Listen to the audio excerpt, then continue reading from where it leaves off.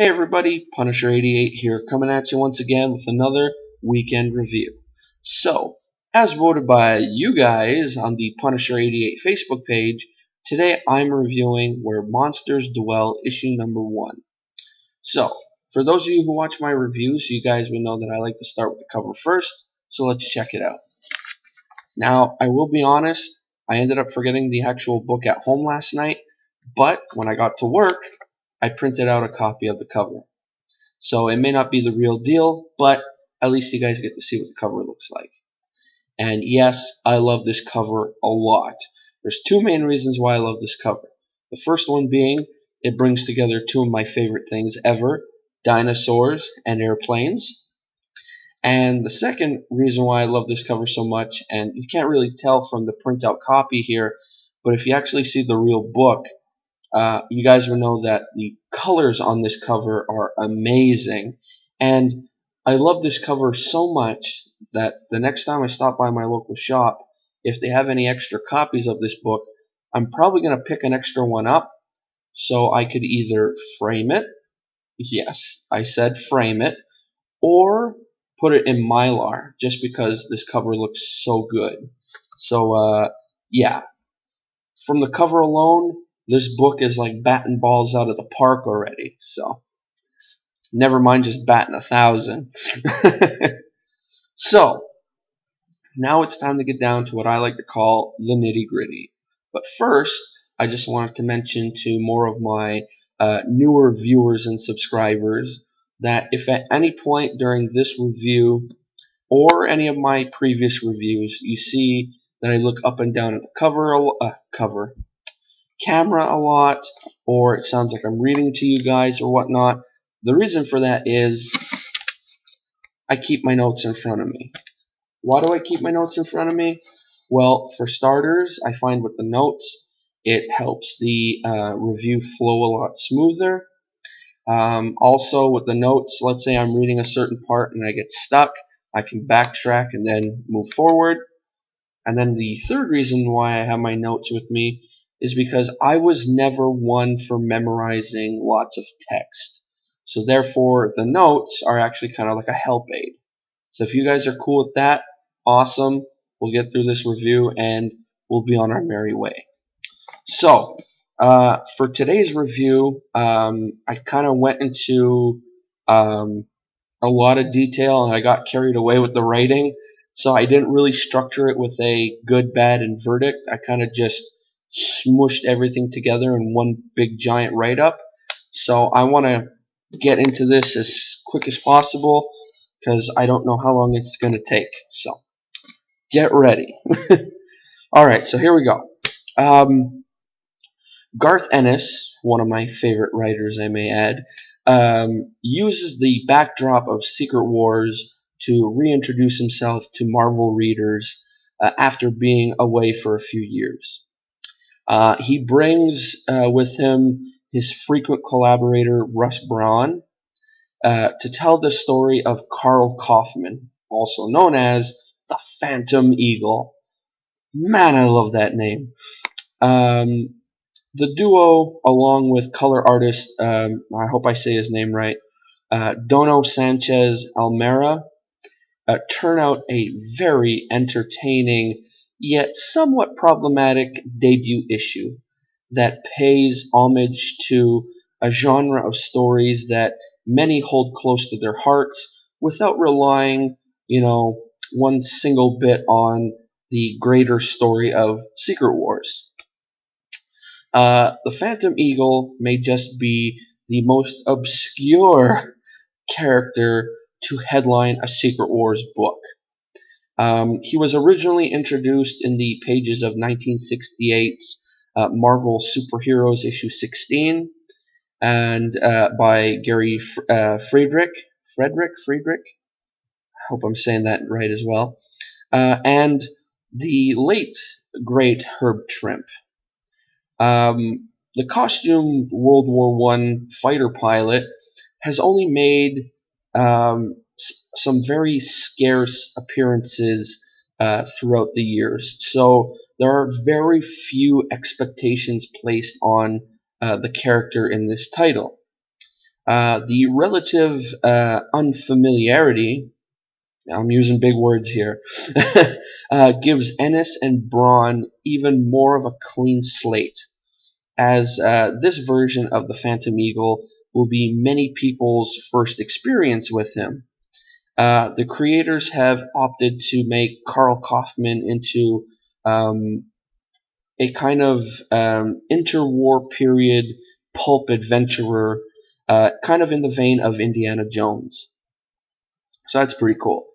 The first issue of Where Monsters Dwell feels like Indiana Jones meets Jurassic Park.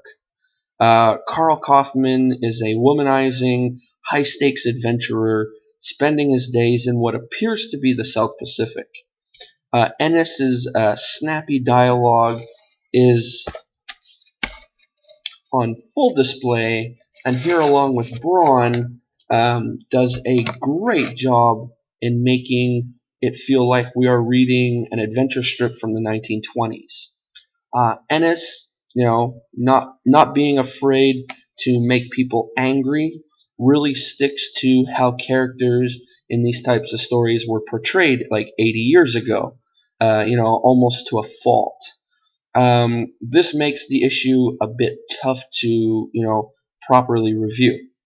On one hand, the opening to the issue feels, right for the era in which the setting is inspired by and is wonderfully written. Um, if taken for what it is supposed to be, it's witty, funny, beautifully drawn, and really transports readers back to the days where adventure strips helped the pulp magazine soar. On the other hand, man mistreats locals and barely escapes with his life, which is pretty familiar to these stories. And Ennis is, not very PC about it here, and it is this aspect that will turn off a subset of readers from the get-go. The opening scene of Kaufman sneaking out on a pregnant native woman as she describes how happy she is to start a family with him, then is played for laughs, but primarily shows just how deplorable Kaufman is. So, from that opening scene, that's where, I could see some people jumping off right away. I myself, I'm staying with this thing right to the beginning, to the end, I mean, because it is one of the, I think it's 4 issues long, one of the 4-parters of the Secret War tie-ins that I was really looking forward to. So, Ennis doesn't pull any punches when showing the bad side of the Phantom Eagle. There is some pretty in-your-face racism and misogyny here. It's really like on full-out display. Karl doesn't, treat his black mechanic very well, and the guy pretty much hates him to the point of threatening to punch him in the teeth. um, Eventually, he gets chased off the island. He gets chased off the island he's on by locals looking to get revenge for something Kaufman stole. And that doesn't look very good. This isn't before he's smitten by a young woman by the name of Clemmy. Pretty cool character. She's a young white woman with a crazy story about why she needs a lift and a lot of money. I mention Clemmy's race because she's the only other white person in this issue. She is also the only person Kaufman treats halfway decent, but he also looks at her as just a poor, helpless woman.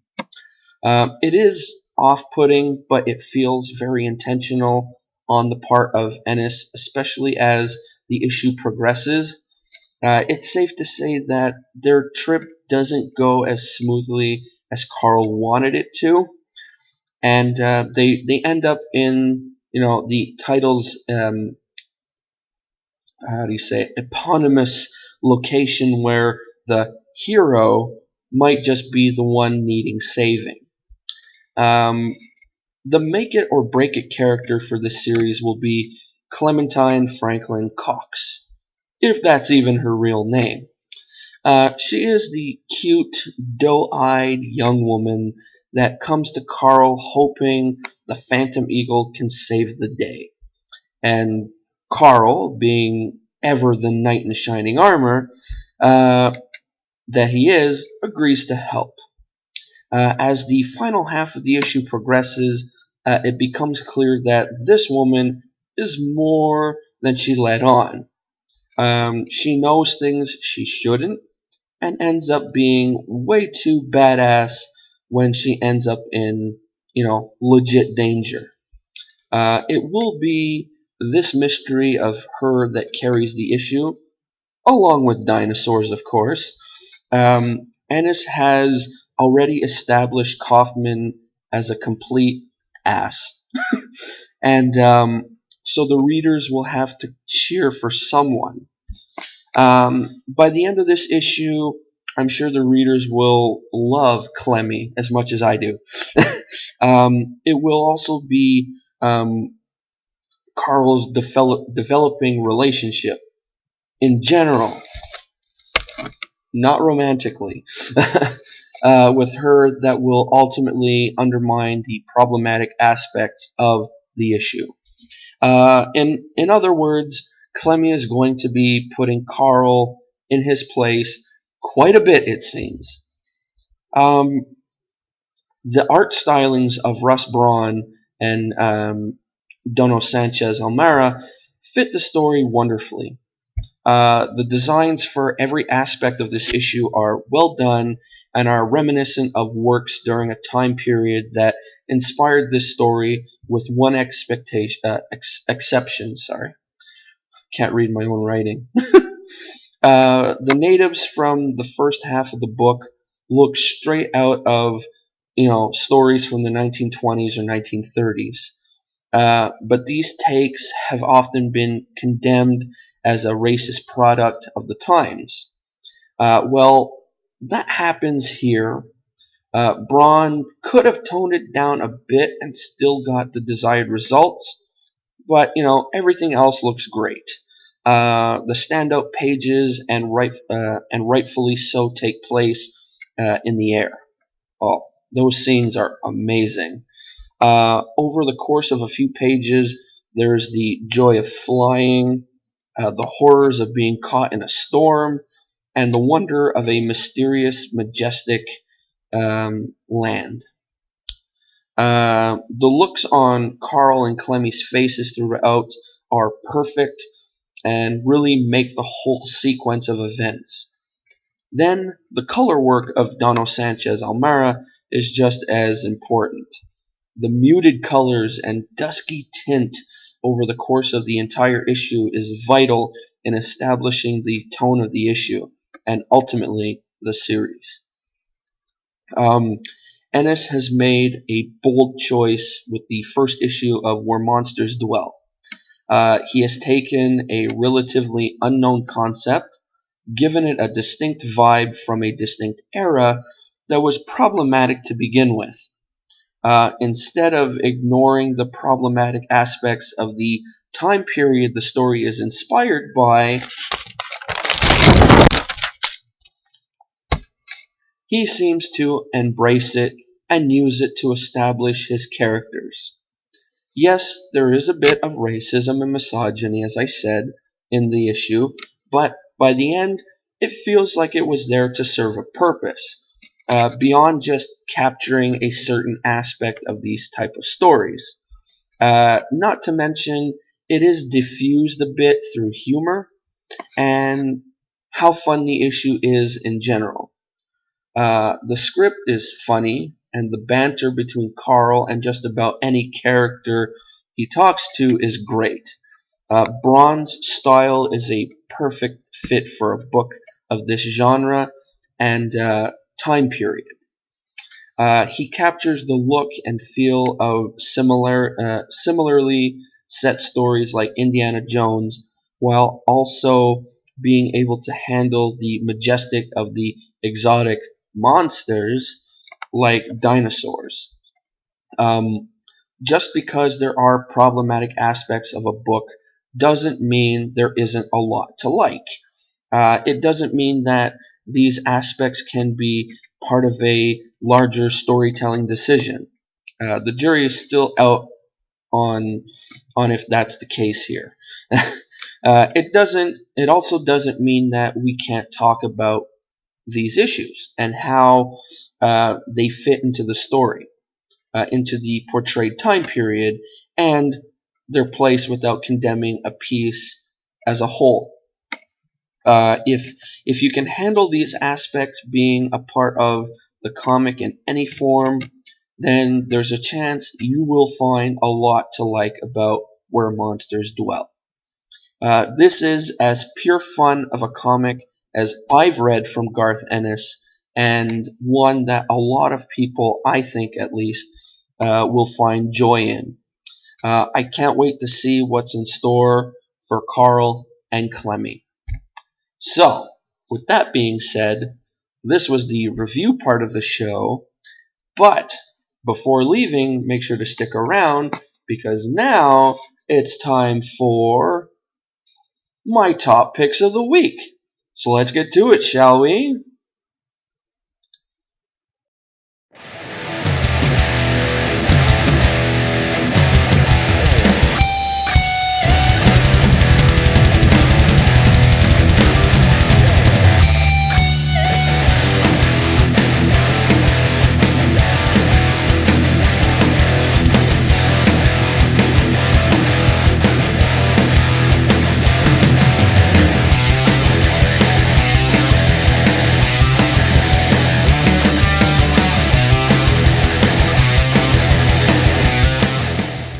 Hey everybody, welcome back. So this is the part of the show where I give you my top picks on what I thought were some of the best comic covers of the week.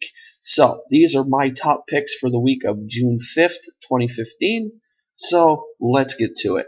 I have 5 picks here. So the first one on my list is the regular cover to Secret Wars issue number 3, done by the legendary Alex Ross.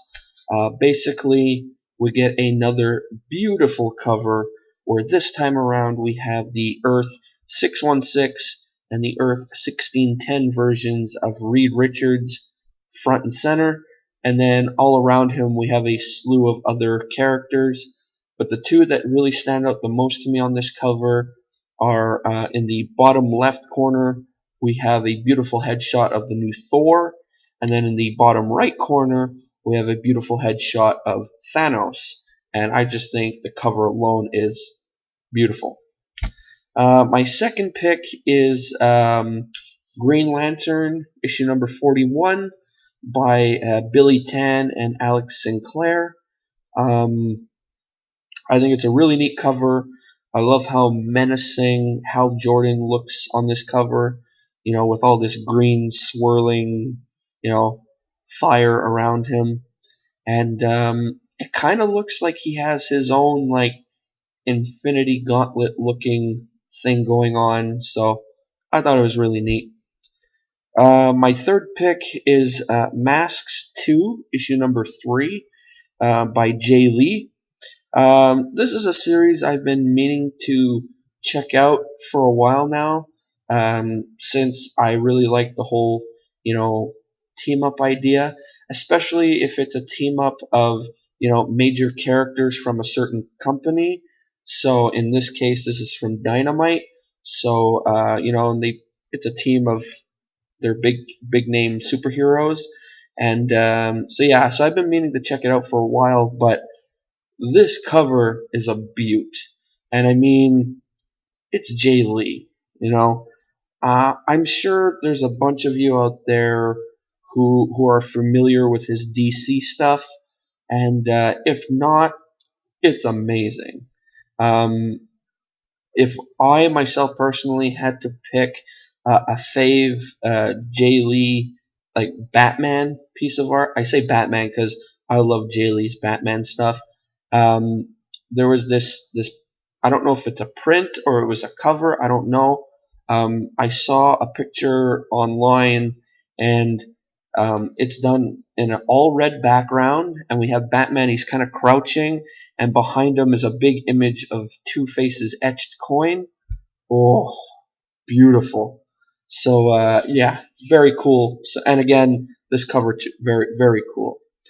My fourth pick is Green Arrow issue 41 by Patrick Zurcher and Gabe Altaib. This cover to me um, gets a badass rating of 10. I mean, I look at this cover. It's simple. It's basically, you got Green Arrow just standing there looking over his shoulder. I don't know. I look at this cover and I just picture Arrow, looking over his shoulder and saying something along the lines of, "You want to fight? Well, let's do this."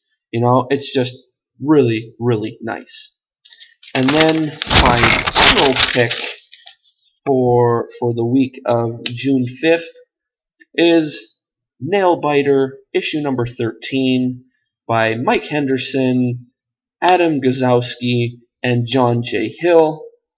Uh, this is perhaps my favorite cover on this list, strictly because it's a parody of the classic Archie comics from the 50s, and I think it just looks amazing.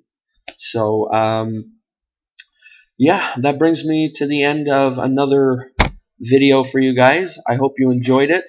If you did, give it a thumbs up. If you didn't, give it a thumbs down. If I get a thumbs down, it just means I got to work harder on trying to please you guys. And also, let me know in the comments what were some of your favorite covers for the past week. And also, if you enjoy review videos like this one, take a look around my channel. I got plenty of reviews. Not just reviews, I got plenty of content to keep you busy for a while. I got reviews, I got unboxings, I got backstories on lame supervillains and superheroes. And yeah, feel free to comment on anything. Feel free to like or dislike. Yes, I said dislike. I'm being honest here. No one's perfect on anything.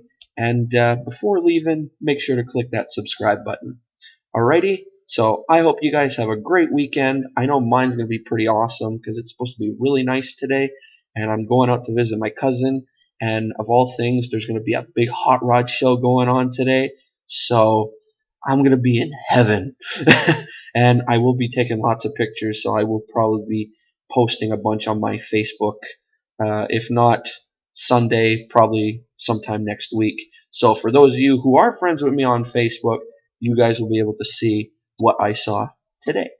Alrighty, so before this gets any longer than it already is, again, I hope you guys have a great weekend, and I will see you guys on Wednesday for the lame supervillain of the week. Alright guys, so till then, this is Punisher88 signing off. See ya!